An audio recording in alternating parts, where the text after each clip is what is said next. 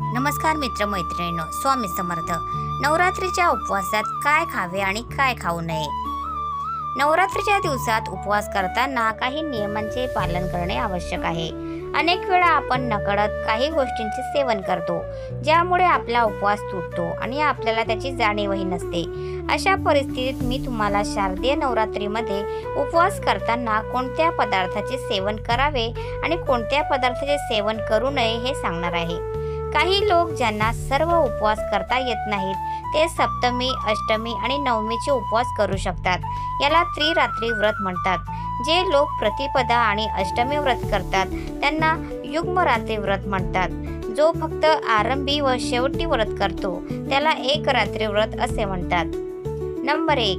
उपवास करणाऱ्याने पलंगाच्या ऐवजी जमिनीवर झोपावे.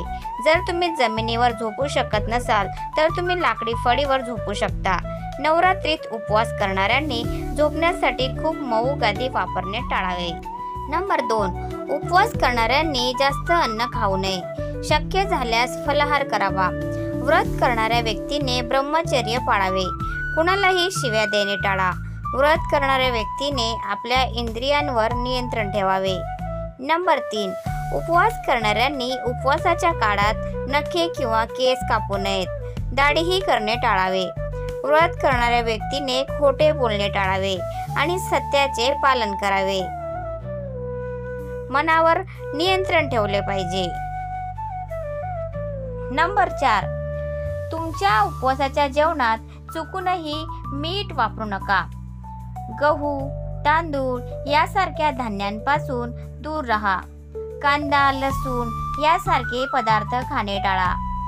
शेंगा, डाळी, तांदूळ, मैदा, कॉर्नफ्लोअर आणि रवा यांचे सेवन अजिबात करू नका.